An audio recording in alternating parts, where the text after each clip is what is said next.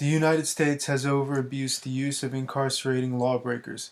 This has led to more than 7.2 million people in the form of penal supervision such as probation and 2.2 million citizens being held behind bars, far more than any other country in the world.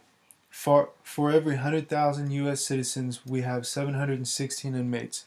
That's incredibly high.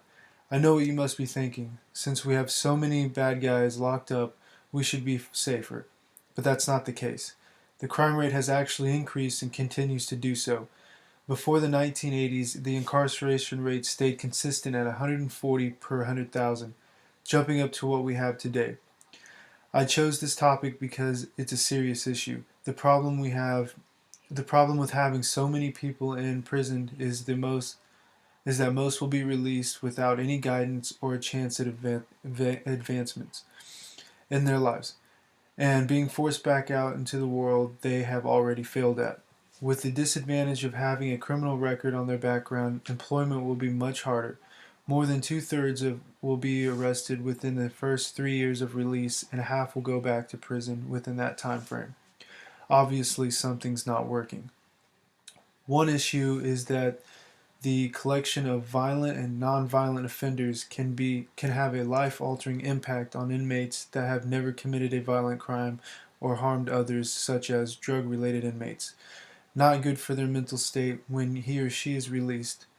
Inmates and correction officers alike tell of a near constant fear of being assaulted, but many prisons don't even collect or report data about the assaults. When they do, the data are unreliable.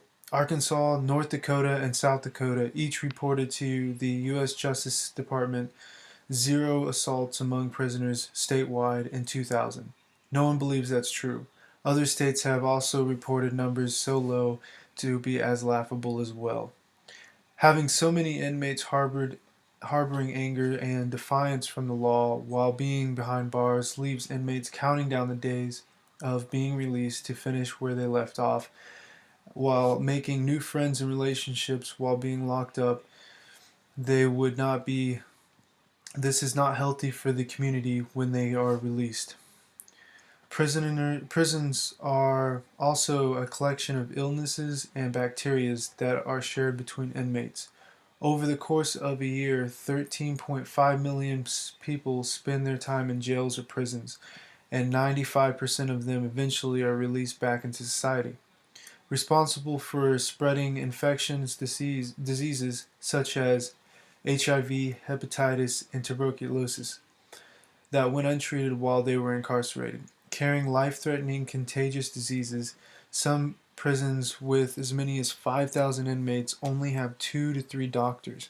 The commissions the prisons must do more to test and treat infectious diseases, and they should partner with medical personnel in the community to deliver care. They should be required to report information to the federal government for health records. Rehabilitation is a joke as well. The prison's population has doubled since 1990. Funding for education and vocation trainings hasn't kept up with the pace. Educational programs are known to reduce law breaking and could correct repeat offenders by half. My proposal for a solution is to use a different source of punishment or for lesser crimes committed, especially with drug users. The health field calls addiction a mental illness when law calls it a crime. Maybe by using more halfway houses for such crimes and increasing guidance and decreasing would decrease repeat offenders.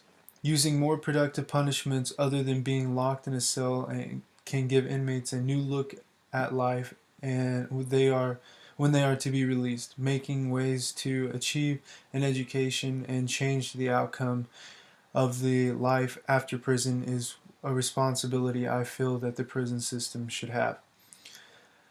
I know that these programs will increase the budgets that states and governments have set aside for spending, but with 2.2 million people being incarcerated and 95% being released at some point, I think they should be prepared to be productive citizens when released.